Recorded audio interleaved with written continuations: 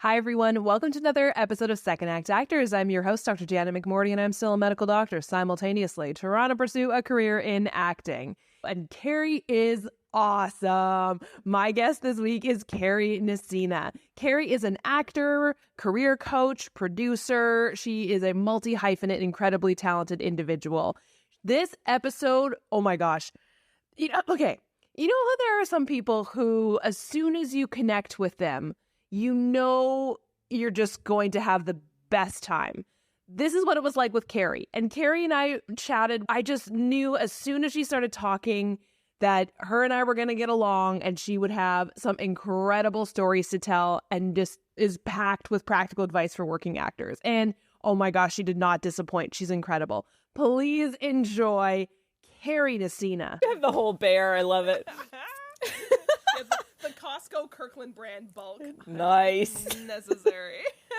It makes me feel like I'm a professional voiceover artist. Yes. Well, yeah, Kari, tell me your story. You have many hats in this entertainment industry. Tell me how you got started. Yes. Lots of hats, lots of costumes.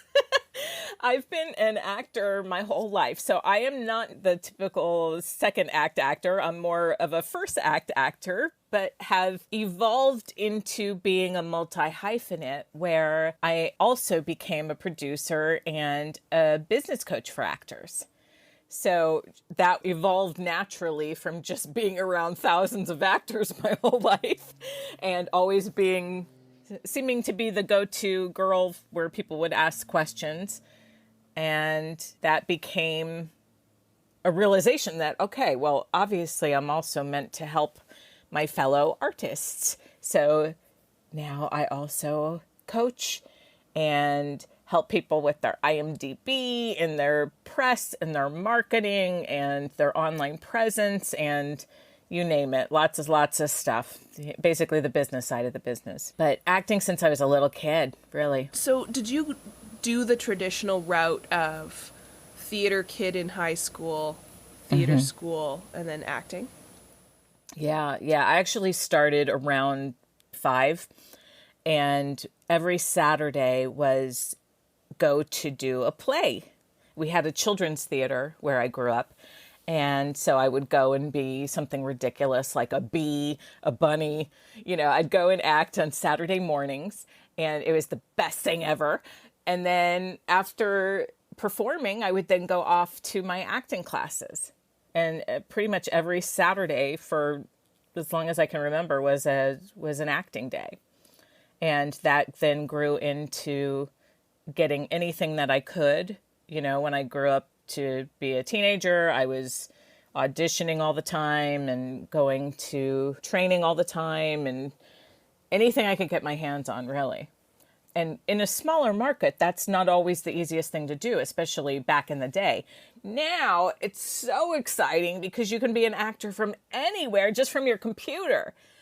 It's a whole different ball game. And man, if I had a time machine, if I could have done what is available now back then, forget about it, But yeah, so basically after graduating from high school, I went off to New York, trained professionally, and then also now I'm an LA girl. So I've been here many moons and became a producer because I believe that every actor should produce their own content in some way or another.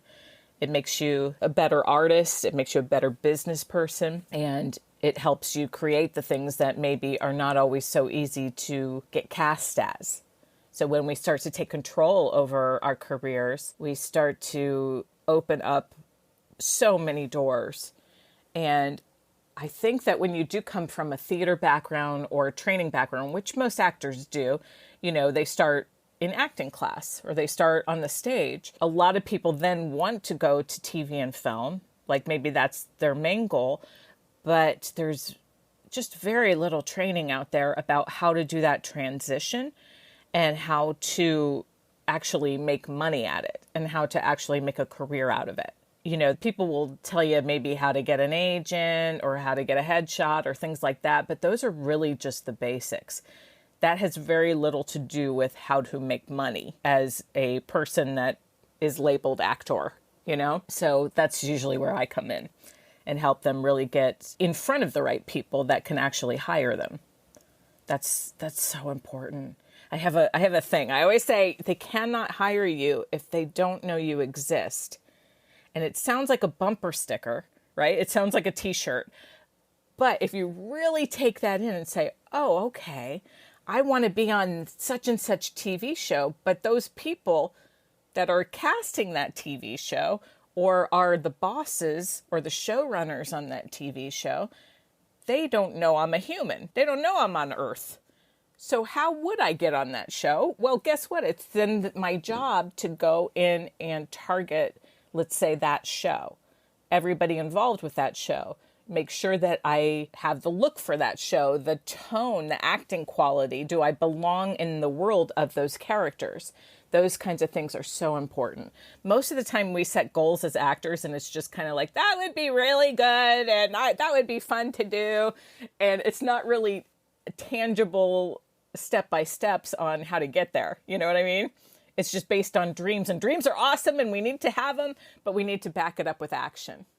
That's why I love this podcast. I love this podcast so much because one of the things that you've given a gift to the world, I think, is that a lot of people are out there that have wanted to act. You know, they've wanted to act. Maybe they've dreamed about it for so long, but they went into a different career where they felt that they couldn't. It just seems so unbelievable to be an actor to so many people. But maybe that's where their real dream is, where their real heart is, where their real passion is. And I believe that it's never too late. It's really never too late. I've had clients that started in their 70s and kicked ass, have done great, have done amazing, you know? So why hold that back if like you've secretly been wanting to be on stage or secretly been wanting to be on camera your whole life? Be a second act actor because there's so much joy in it. And it doesn't have to be all or nothing, right? You can be a dentist and then go do community theater on the weekends. You can have the best of both worlds if you want to, if that's your jam, you know? If you want to do nothing but acting, then you can do that too. But you have to be smart and strategic. One of the things I love about my second act actors, because I have a lot of actor clients on my roster that have been doctors, nurses, military, executives, homemakers, right? Who took 20 years off to raise kids and now it's their time. That's great. Love it. It's never too late. I have a former CSI guy, a former IRS agent. You know what I mean? So when you have these analytical jobs or corporate jobs that you're trained to be a certain way, we don't want to neglect the other side of you that is creative and crazy and fun and wants to dress up. We're on Halloween while we're recording this, right? We want to dress up for a living. Everybody else only gets to do it one time a year, right? But you get to be a big kid is what you get to be when you're an actor. And how wonderful is that? How great is that? And, you know, I think it's also a life well served because you do get to help people in a weird way. You get to help people laugh and escape and cry and have fun and all that. You know, it's actually rather noble in a fun, silly way. It's interesting because one of the things I know I have struggled with, and a lot of people who are second act actors struggle with, is the idea of contribution to society, but also the privilege to be switching. Like the big thing I know I've had the discussion with my therapist is, you know, like as an actor, like what am I doing to make society better? Because I come at this from a position of immense privilege, I should be using my privilege to better society. And in, you know, socially as a doctor, I do that, right? Like that is what the world believes. And now, like, basically, how dare I go into something like frivolous acting? Yeah. And my therapist was like, I'm pretty sure acting and creativity is the only way society makes empathy and builds a history. That's and beautiful. It was beautiful. It just rocked me. And I love what you just said about it feeling noble, right? I think there is such a guilt associated with, I am now doing something for myself. Yeah. But what nobility can you bring to a culture and a history? Like your storytelling, that's how a history gets built, is by sharing. That's the only way history gets passed down, right? We started telling stories around the fire, and now we just happen to tell them on a little tiny box that everybody carries around in their pocket. But I'm so glad that you've had that journey, because you kind of can't have a more important job than saving lives like you do, but it's a different form. It's a different form because you hear all the time where people say, oh my God, I was about to kill myself. And then I watched this one movie, or this, let's say someone comes out of the closet and they're a kid in a small town who never thought that they could do that. But then they saw a movie that told them, oh, you're not the only one. Or maybe it's just you saw an inspiring TV show and you're like, okay, I need to sing and dance, whatever. And guess what? It's okay also, if we have to call it, or if we have to label it being selfish, screw it. Who cares? You're allowed to enjoy your life. You're allowed to have fun. You're allowed to go after your dreams, right? Yeah, it's interesting. I think so much of society makes us look at suffering and hustle and all that stuff as being like the epitome, like the aspiration. Yeah. Which, and I mean, so much of what I've learned over these last 2 years in the pandemic is about, burnout and everything like that. And like, why do we as a society just reward this so much? And again, like, why do I feel so much guilt for doing something for myself? Oh, it's because that's what we've been raised in. It's fascinating. And I say fascinating, it really not is. in a joyful way. I say fascinating mindset that we've kind of dug ourselves into, dug our heels in. Wouldn't it be interesting if we just chose to allow the work to not be a struggle? If we just said, guess what? Yes, I'm frustrated by my 15th audition this month that I didn't book, or I'm frustrated that I got a flat tire on the way to my audition in the rain, or gee, acting wasn't what I thought it was going to be. It's 1,000 times harder. What if we just also released that and said, what if I just go back to the joy of what brought me to it in the first place and just decided maybe that doesn't have to be such a horrible feeling behind all that. Maybe hearing the word no could be a positive thing. Maybe getting what we call rejection, maybe that's just another step towards the next yes and the next booking. Why does it all have to be yucky, right? It doesn't have to be. Happiness, I believe, is a choice. It's not a result. Joy very often can just be a decision. You have people in the worst circumstances on the planet that still seem to be absolutely joyful every day and grateful. That's where that usually comes from. Gratitude is everything, I think.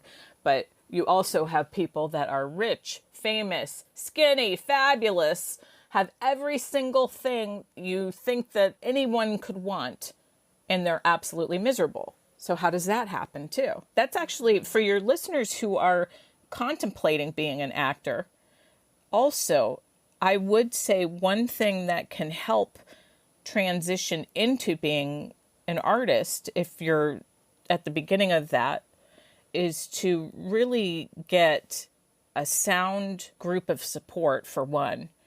And you have to know that there are going to be struggles. It's not what it looks like on Entertainment Tonight. So I know on the surface, when people say they're going to be an actor, they think, oh, I know, I'm going to work really hard. And what I think that translates to a lot of time is I'm going to get headshots and go on a lot of auditions and take acting classes.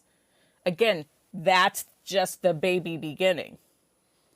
That's elementary school in the world of acting. So getting an overview of what it really takes to do it on a day-to-day basis and make a living at it, or maybe that's not everyone's goal, but if that is the goal, then understanding what you're getting into and having a stable base. What's great about being a second act actor is that you usually have skills that other actors might not. Meaning you're a doctor. You know how to work your ass off. You know how to, just even getting through medical school is unbelievably amazing, right? That's like, how did that even, I mean, day after day after day of studying and passing and that's insane, right? So if you can do that, then of course you can go and do auditions. You can go and produce your own podcast in this example. Everything takes work, right? The podcast takes work. But how fabulous is that? Because you've met so many wonderful people. It's amazing. And you chose to bring something amazing into the world that it helps you, it helps your listeners, it helps the people that come onto your show. That has so much value. That has so much value, and it lives beyond the moment of us chatting. So it has residual positive results. I'm a words of affirmation love language, and now I feel all warm and fuzzy inside. Thank you.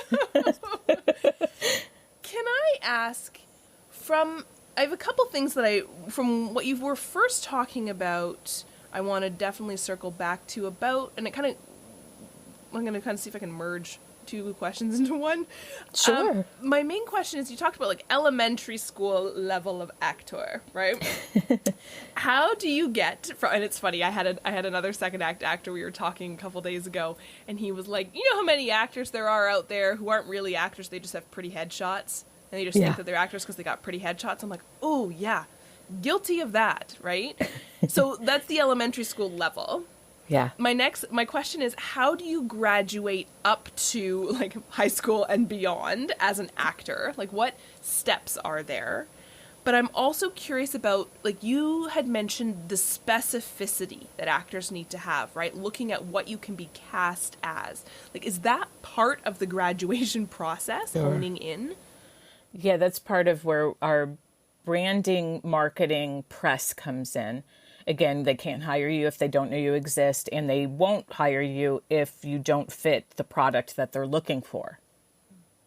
Okay? So many actors want to internalize the rejection when it's really, once you just get a peace of mind about that, I know we don't want to be a product, but we are when it comes to making a movie or TV show that is the purpose for many people is for that TV show to make money. Okay, if we can just make a little bit of peace with that and say, okay, what if I just instead learn how to play that game? Okay, what if I learn that if I can look like what TV thinks a doctor looks like, let's just use that as an example, because there's a lot of great medical shows, right? Isn't that funny? I play a lot of doctors and nurses. Nice. I'm like, why? It's weird, right? So I'm okay with it.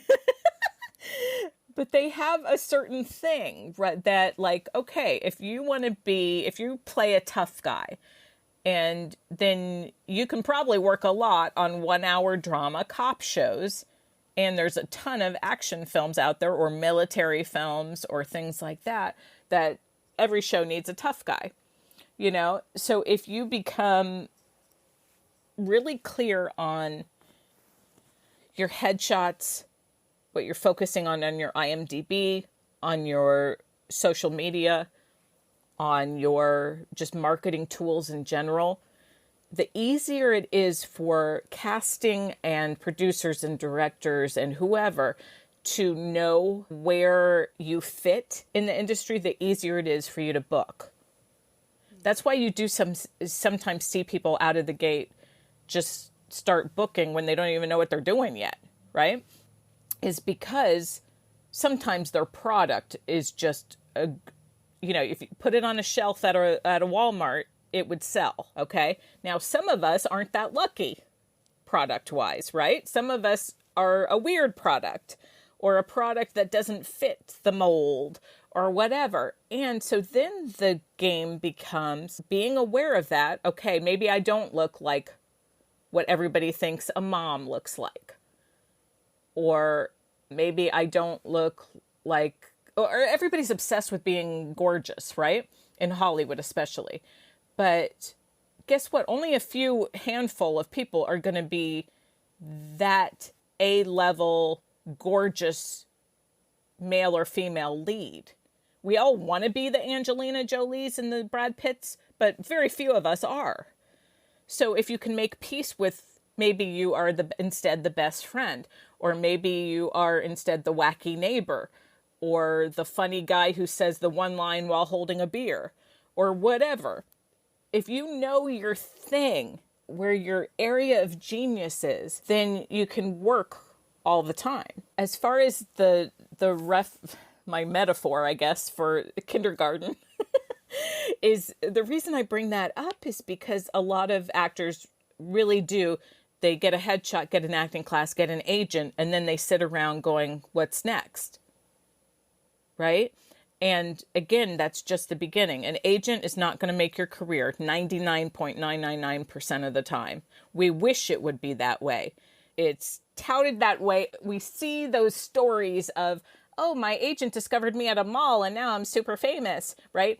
But that is just not how it happens. Usually you get an agent and then you just have an agent. And that's great. Now you have one more piece of the puzzle. You have one more person on your team. But you still do all the work, right? Getting that idea of, okay, if it's really going to happen, then it's going to be because I make it happen. Not because someone gives me money, not because I get a great agent or manager, not because someone discovers me, or because I book that one role. That does happen every once in a while, but that's not usually how it happens. Usually it's little baby steps. Progress, progress, progress, fall back a little bit. Progress, progress, fall back a little bit. And it's very windy road. It's not just up, up, up for most people. So we have to take care of our mental health. We have to know that if you have addiction, it's probably going to be magnified if you're an actor. If you have insecurities, it's definitely going to be magnified as an actor. If you have a lot of hidden anger in your life, it's going to be magnified. So take care of that stuff, because the acting career will not solve those problems. They will only enhance them, okay? It's not a panacea. It's not going to solve all the things and make you happy and make you loved and all that a lot of actors are hoping for. It's a career like any other career. And that's why the second act actors, I love it, because again, you have skills, like you know how to, not to be, I don't want anybody to think that you have to be a workaholic, but you know how to, when you come from the corporate world or the military, or if you're a doctor, or a lot of types of jobs will have structure that acting doesn't, will have financial security that acting doesn't. But if you can take those things from, let's call it the day job, right? And bring it into the acting, you're actually a lot further ahead than a good portion of the acting world. I have a guy that came from the corporate world. He was very successful in the corporate world. And he retired at 50 to go and join the circus and be an actor. So he did his time, right? He saved up his money. He was smart. He did excellent work in that part of his life. And his kids are grown, and now it's time for him. And he goes for it full force, 1,000%, and jumps in the deep end with both feet and doesn't deal with any of those yucky insecurity things of, am I good enough, or is it too late, or anything like that. He just says, this is what I want, so I'm going after it 100%. And because of that, I love working with him. He's my friend now. But because of that, he has had an extraordinary career within just a couple of years. And anybody can do that. That's so inspiring to hear. And I think the biggest thing that I worry about with just like myself and, anyone coming into this career is it can be really overwhelming with the amount of advice that is out there. Yes. And I think we're a bit sheltered here in Canada because it's such a baby. What Hollywood North is it's new, right? We're building, we're growing. But like the amount of advice that now that like my social media knows that I'm in acting, so now they're just like throwing me this deluge of like people wanting to give me advice from all over the States, LA, stuff like that. I'm like, dear God, I guess, no, what's my question? I was like, why should we listen to you, Kari? Yeah. But honestly, though, right? Like, there's so much advice out there, you know, and it's, somebody's telling me one thing about headshots, the next person tells me those headshots are crap, you need to do it this way, this is the photographer you need to use, this is the self-tape studio. Like, Lord, it is so overwhelming. And when you want to be all things to all people when you start out as an actor, because guilty you want to, you're not specific initially, how do you wade through this to become specific? What a great question. Well, first of all, anybody will probably have to go through a little bit of overwhelm just to discover how big this industry is and how big this career is, right? I'll give you an example. I used to work at an acting school where there would be casting directors teaching classes all the time. And you would have, let's say you do 20 classes. Well, you have 20 different opinions. One person hates you. One person loves you. One person thinks that you don't know what you're doing. One person thinks you're the best actor that ever lived, right? And then same thing with headshots. You'll have, oh, this isn't right. This doesn't look like you. This is a great headshot. So when it comes to that, at the end of the day, you are going to have to use your own judgment. Take the noise, take the the chaos, learn what you want from each person or expert or friend or whatever, and then leave the rest. Because at the end of the day, you're the only one that will be with you through this whole thing. Even if you have the best agent in the world, the best coach in the world, we still are with ourselves, right?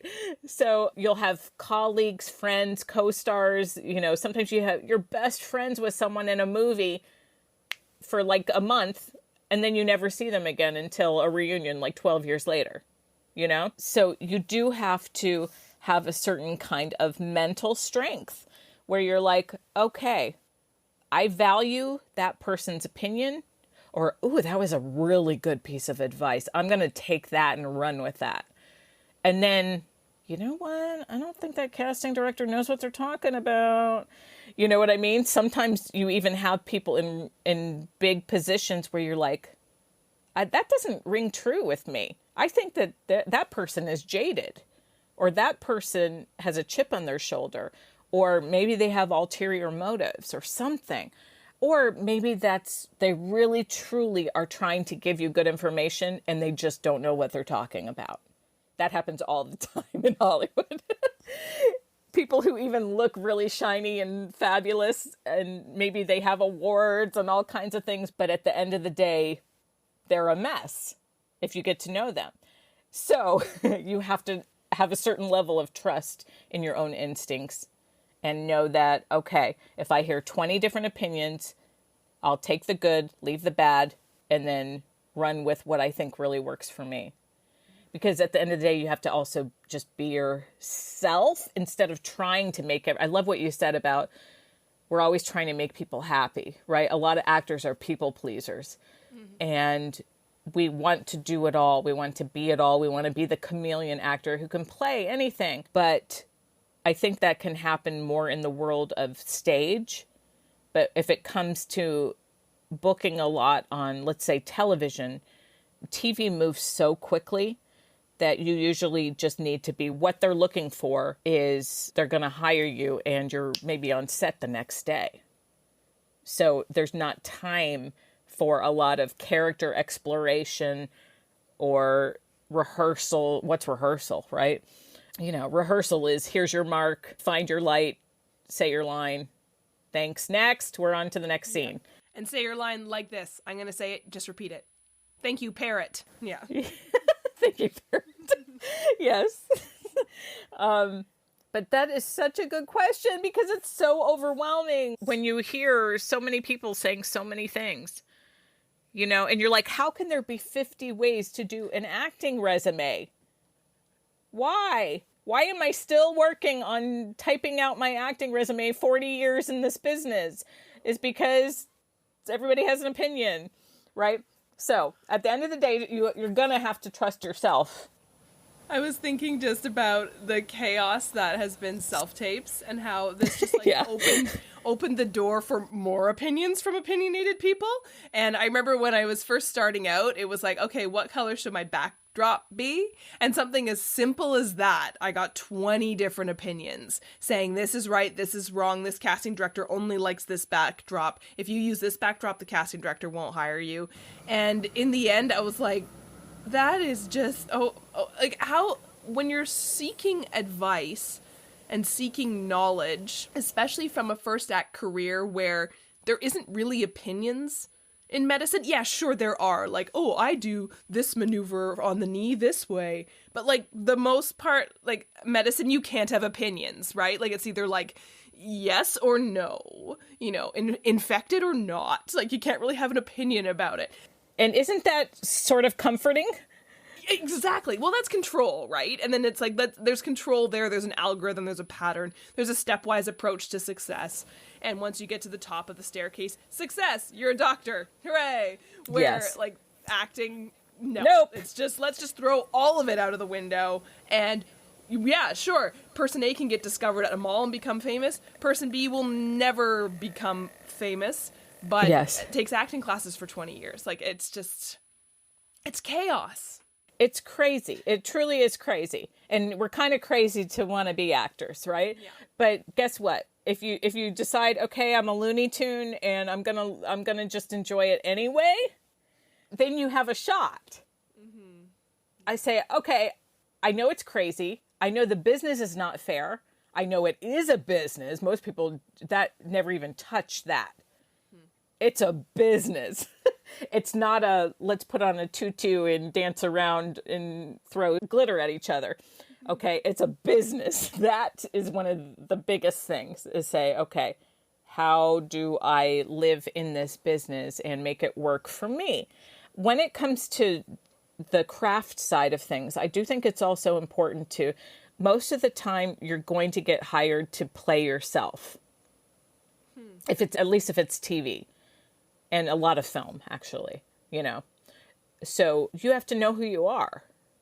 You have to know who you are, what you look like to others outside of your own eyeballs, and what your capabilities are. And guess what? Let's say your capabilities suck. Let's say you're brand new and you're not good. So what? That's where most of us started. Like, most people aren't born like a Dakota Fanning, who just know how to act at 3 years old. Most people are not like that. Most people, you have to learn and grow and become better and work hard and improve and change and evolve and all that. That's most people who have success, you know? I think also with trusting people, I think that's, you have to know that when you're looking for advice, see where the person's heart is, for one. I know that sounds kind of hippy-dippy, but, you know, there are people with bad intentions. And there are people with good intentions. So that's part of that formula. Also, make sure that they've had experience. Like, you don't want to be listening to your aunt at the family reunion who says, oh, you should just go and be on that one show, because they don't know anything. Go and tell them you want to audition for them. But there's a lot of that, right? The holidays, every actor goes through that. So, have you done anything I've seen you in? You know? They're like, probably not, but I've done 1,000 jobs. But you haven't seen any of them, you know? So make sure, though, when you're looking for expert opinions, that you're, I think, going with someone that has been in the business a long time. That helps because you've seen the trends. You've seen the patterns. You've seen things come and go. You've seen 1 million people quit acting and 1 million new people start acting in that cycle. And you see why is my friend from 20 years ago still acting? And why maybe did that most talented person in my acting school never do anything with it? You know, when you're in the business a long time, that really does help. And you have information that other people don't have and an outlook that other people don't have. You know, the cycle of that, right? Like, there's always new people coming in, but there's also, like, the atrophy rate is so high. And I remember my agent, when I signed with a new agent, I was pretty, upfront with her, being like, I know I'm not really in a castable category these days, right? White, late 30s female is not something that gets cast a lot these days and that is a wonderful thing to see, right? We were talking about storytelling at the beginning, right? Like this whole, I hate to use the word trend, 'cause it's not a trend, hopefully, but like having diversity on the screen, like we need to tell these stories. But I'm like, I understand that. There's a bajillion of me in the acting world, I understand if you weren't too keen on signing me. And she's like, no, Janet, like, yeah, you're right. But if you can just stick it out, then, and, build from here and continue to take classes and enjoy it, the amount of people in your category who just drop out of the industry because they're so jaded and they just can't handle it anymore. They don't want to do it anymore. She's like, so then you've got, like, no competition per se. That's the thing. That's the thing. I love that advice because you really, as much competition as you feel you have, you really don't have any competition. Again, I know it sounds unbelievable, but your real competition is just yourself. That's it. And if you can show up as your true self without all the BS, without all the trying to be what you think that they want, if you show up as the original version of you, you will stand out because nobody's doing that. Nobody's doing that. Everybody's trying to be the sparkly version that they think the casting or the production wants or whatever. And so they're giving, even just on a craft level, on a performance level, they're giving mundane performances where sometimes you'll see in an audition, you'll see some weirdo come in and be so authentic and you're like, what is that? I didn't even know that role could be that way. And yeah, we're going for this weird thing. Or let's say they're really not right for the role. At least they make an impression and they might be right for the thing that they're casting in 8 months instead. But they were authentically themselves, so then it becomes easier to cast them or maybe try to find them a role that is the right match. That's why you hear casting directors that love actors. Sometimes they'll bring in a certain actor over and over and over again on the same show because it just didn't hit, but they're really trying to find the right fit. And then one day it hits. Maybe it's 2 years later of auditioning for the same show. But then it hits because the core was there. The talent was there. The skill was there. It's just it wasn't the right script meeting the right actor at that point. And that's okay. We have to be okay with that. It's like, okay, that wasn't my gig. Fine. Oh, well, the next one will be. Or the next 50th one will be. We don't know. That's the thing. We don't know when it's going to be. We don't know. And I think that's where... going back to what you were saying about producing our own work. So yes. I didn't even think that would be a thing to do because I was like, that's exhausting. I don't want to do that. I just want to be an actor. Yes. But I've started producing and helping with production of a show. And then that also means I'm helping cast the show. And so now I'm being put in the position of casting director. Isn't it great? Oh my gosh. Was the biggest naive eye-opener, and I know it sounds super dramatic when I say this. No, it's so true. I have so much... I had respect for casting directors before, obviously, but now being in that position, watching self-tapes and being like, oh, I'm doing everything that casting directors say that they do, and actors don't believe it. Yes. Right? For some reason, I'm like, I knew immediately who I wanted for the character. right? Immediate. But then, yeah, I would say, oh, this guy's great. I'm going to keep him in mind for XYZ character down the road. And I was like, oh my gosh, I'm doing all the things that the casting directors say they do, but actors don't believe it. It's crazy. Oh my gosh, it's such an education, right? Yes, please try if you can to be a reader or cast your own projects or be an assistant or a volunteer at a casting house, because you start to see, oh, wait, okay, this really doesn't have anything to do with me. They just have a job. They just have a position to fill. And you see, I don't know if you're experiencing this, but I imagine you are. When someone walks in the door, you're like, nope. They haven't even opened their mouth yet, and they're like, they didn't get it. It's before you even start your first word. Which is so hard because you know how much effort these beautiful, incredible actors put into their audition. Yes. And you're like, I'm sorry, but I'm not even going to watch it. Oh, gosh, I know. It's I'm a terrible human. It's heartbreaking but inspiring at the same time. Yes. Mm-hmm. Because if you can get that little click in the brain that says, oh, okay, I get it. This is a numbers game. This is a building relationships game. This is a be good to people and do good work, and then eventually it pays off game. It's not going to happen right away for most people. So the more relationships you build, the better reputation that you have as an artist, as a business person, as a friend, as a whatever. All of that adds up. Oh my gosh, I'm so glad you brought that up. Yeah, I've worked for quite a few casting directors, and I've done a lot of casting myself, and it just is a different thing. It is a different thing when you're like, I thought I knew what they did, but when you see person after person come in the door, or even on a self-tape, and you're like, self-tapes are so interesting because you might only look at 2 seconds, and you know that that person isn't right for the role. And then you decide, okay, as a courtesy, I'll give them 10 seconds just to see if they can act. Oh, they can. Okay. Let's mentally remember that person. But I'm not going to watch any more because they're not right for this. And I have to move on because I have a job to do, right? Mm-hmm. Oh, my goodness gracious. I know it's exciting and frustrating and heartbreaking and wonderful all in one. All the things. All the things. Can you take me through? So an actor reaches out to you to work with you. What is kind of the first steps that you do together? And yeah, I know you do there's lots of things, but yeah, take me through kind of your process.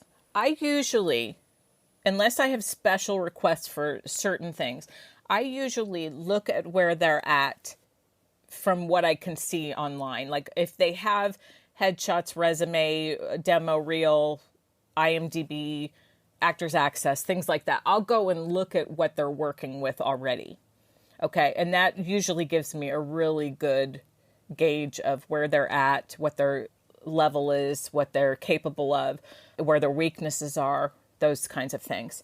And then because I am like the go-to girl for IMDb, I tend to start there if we're talking business marketing, because that affects your Google.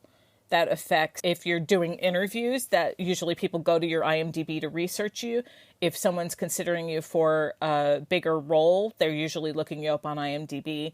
It also affects just your general online presence. So that tends to be I'd say like at least 75% of the time we start there, because they might not ever have a chance to get help on that particular topic from anybody else, because most people don't know how to do that.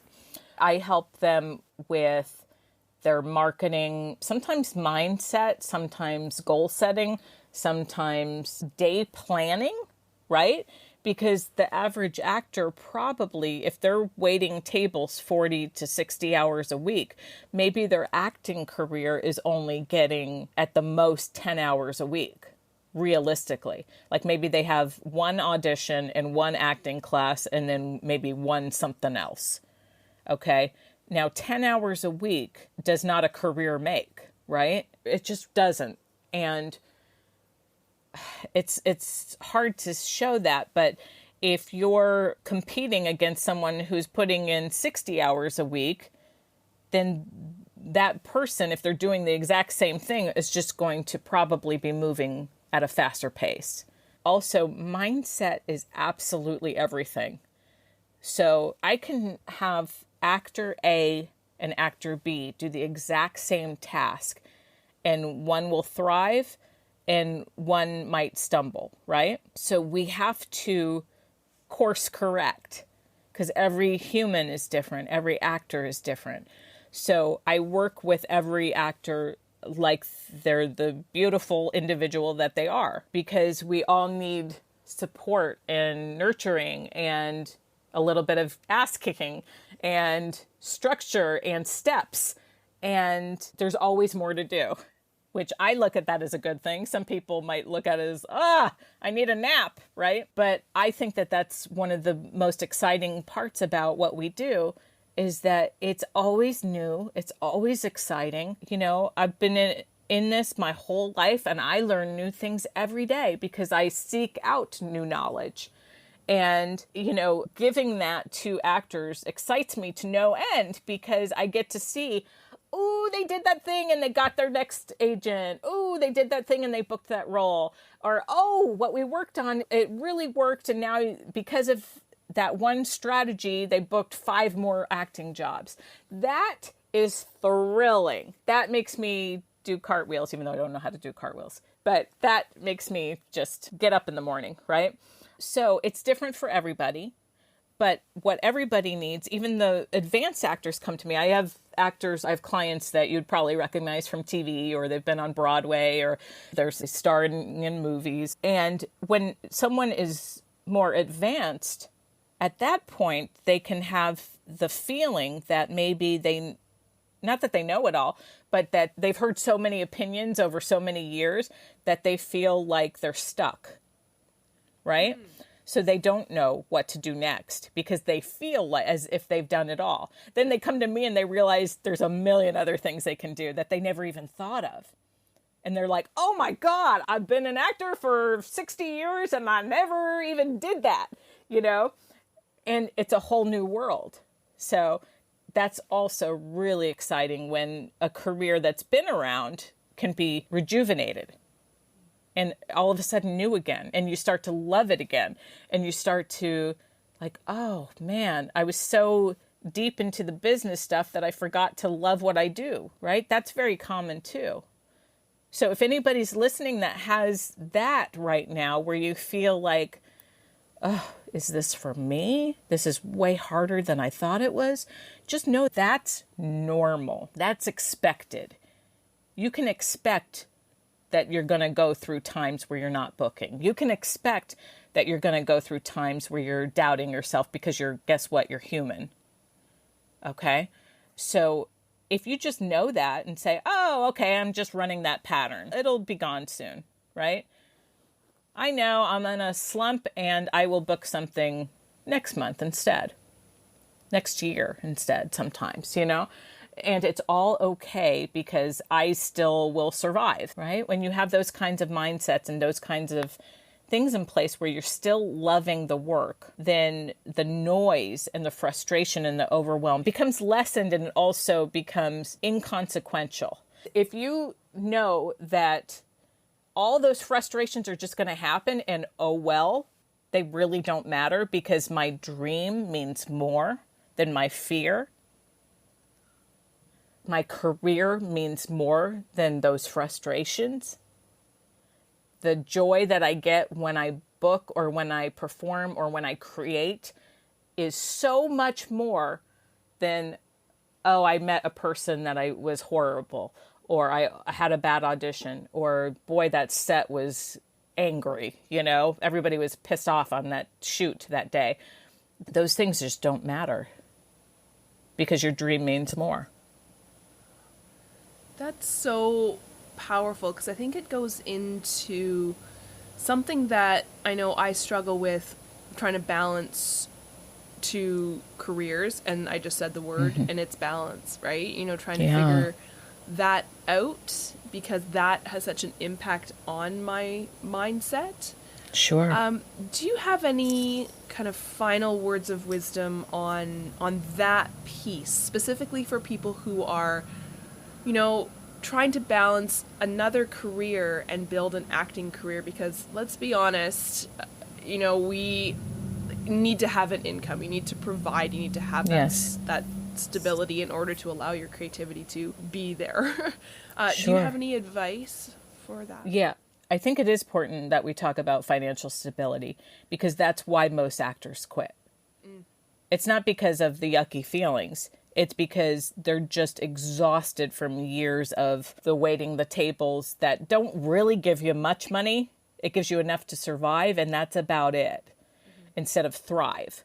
So if you have a really valuable first career, what's great about that is I would get really determined on learning how to save money and how to spend that money wisely on your career, right? Because what do? As human beings, we make money, and most humans will spend as much as they make or more and then go into debt.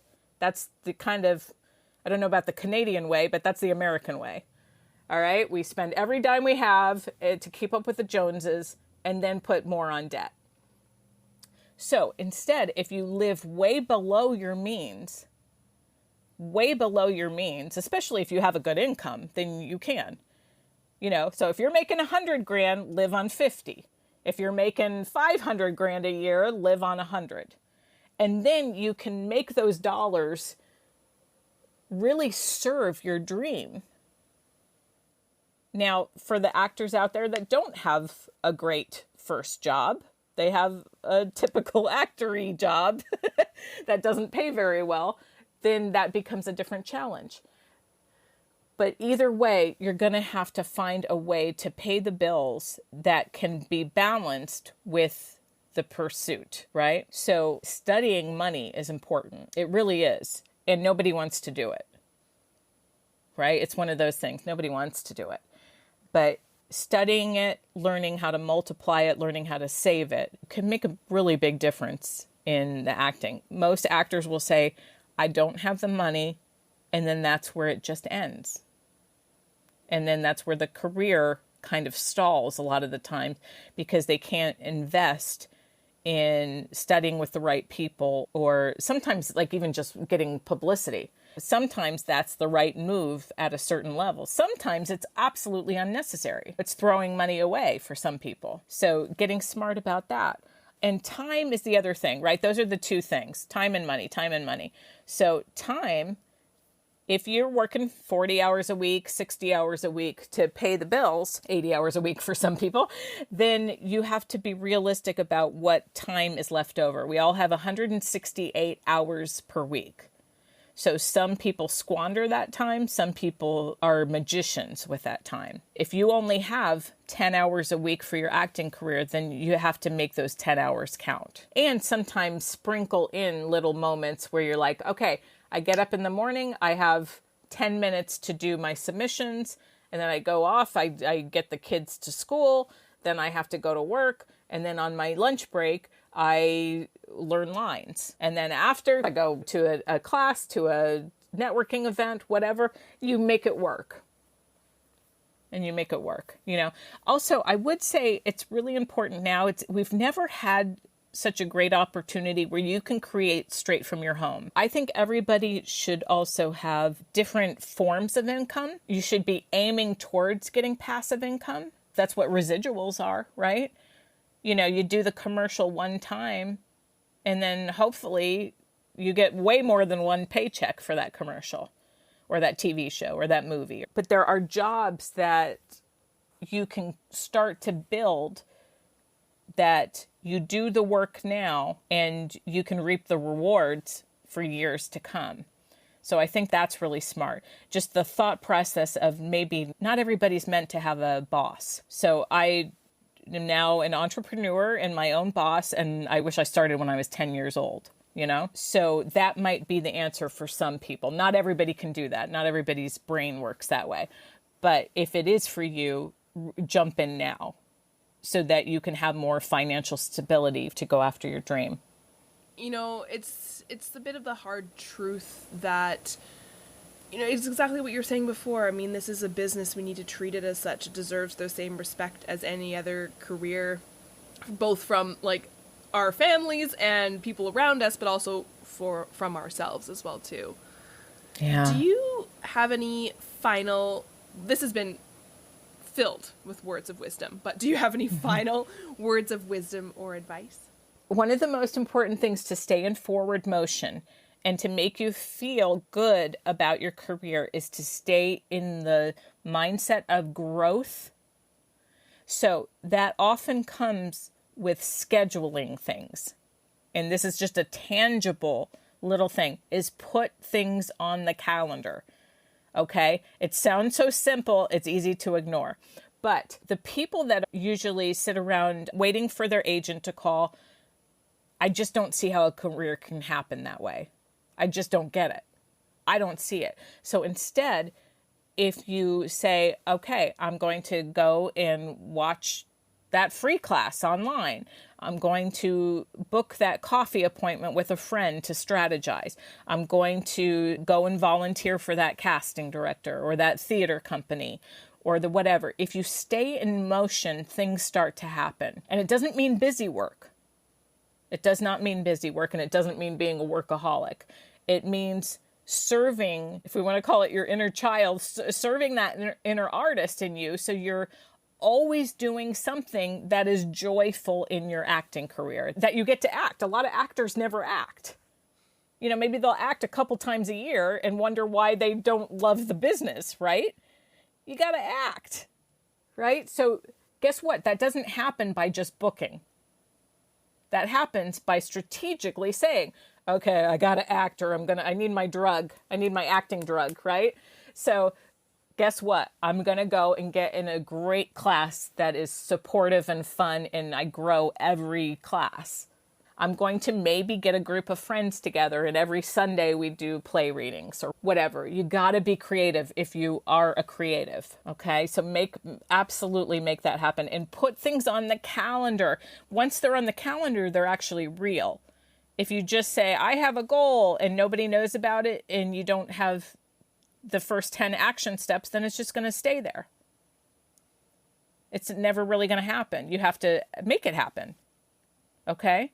And even when you don't know what to do next, do whatever you think you can do next, right? Sometimes we get bogged down with, I don't want to do it wrong, or I want it to be perfect, or I want somebody to tell me what to do. Yes, there's value in having good advice, but at the end of the day, you still have to move forward. And the people who move forward faster are the ones who really get the goodies. Really, you got to move fast and not just live in the mess of the frustration and the overwhelm.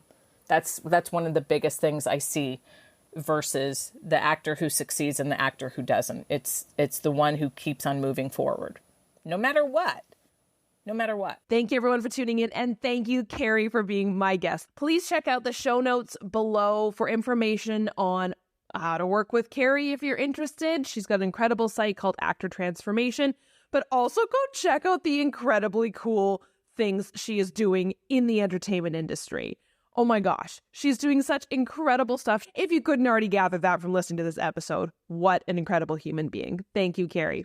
I hope you will all tune in for another episode of Second Act Actors. Bye.